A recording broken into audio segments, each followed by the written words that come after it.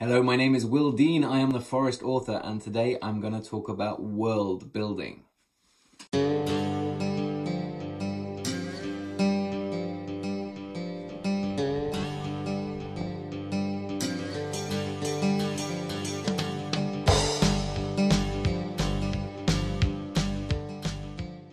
So what do I mean by world building? Well,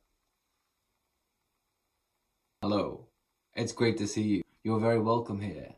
My name is Will Dean. If you're new to the channel, I'm a full-time author. I live in a forest, a very small hole in a very big forest in Sweden. I make at least a video a week, and I write the Tuva Moodyson thrillers published in many different countries.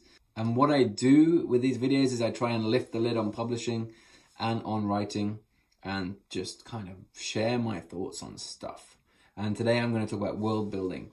So world building, that term is generally used in connection with fantasy and science fiction writers. And the truth is that I think world building, building new worlds, is most complex, most challenging, most difficult, most important in those genres, fantasy and science fiction. It is like fundamental to those genres. But I think the authors in other genres, when you're talking about romance, crime and thrillers, if you're talking about historical fiction, if you're talking about YA and middle grade fiction, literary fiction, I think that world building is vital and is sometimes overlooked. It's kind of obvious that world building is important to a fantasy novel because you have to come up with like a system, different systems of magic, or different systems of, I don't know fantasy very well, but you know what I mean, like fantasy novels, if you take like The Lord of the Rings as an example, you have to build that world, literally the world, the tectonics, the topography, the mountain ranges, the towns and the cities and the settlements. You have to come up with that in your head, the map, that kind of, you know, the map on Game of Thrones introduction.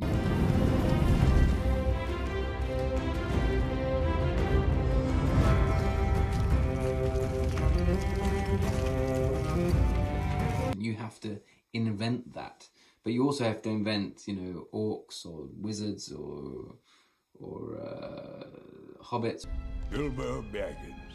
I'm looking for someone to share in an adventure.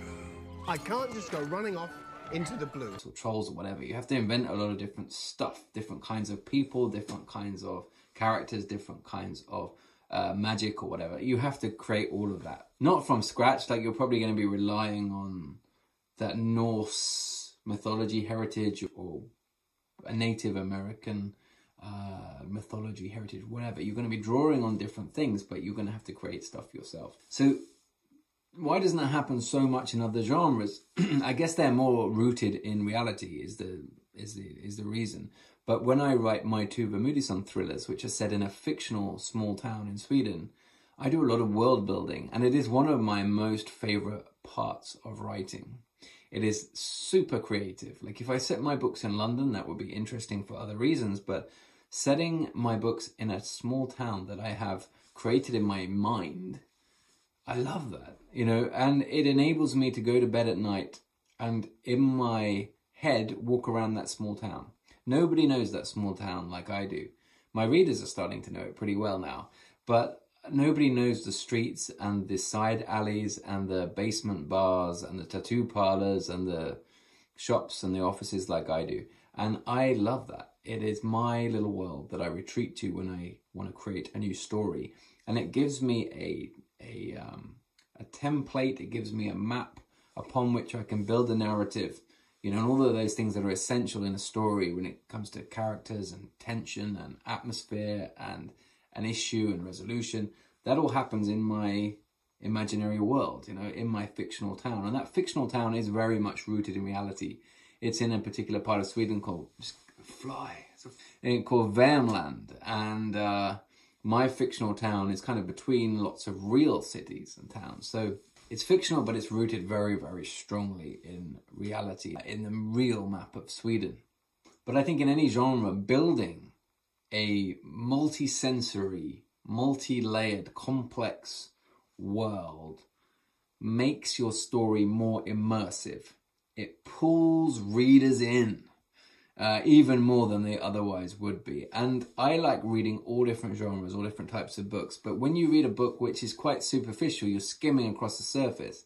You know, you get to know some of the characters, and there's a street, and there's the house, and but you're not really getting sucked in. Whereas the authors who, they don't even paint a vivid picture, they sculpt like a three-dimensional world, a sculpture, a place, like Stephen King does it very well. Let me give him as an example.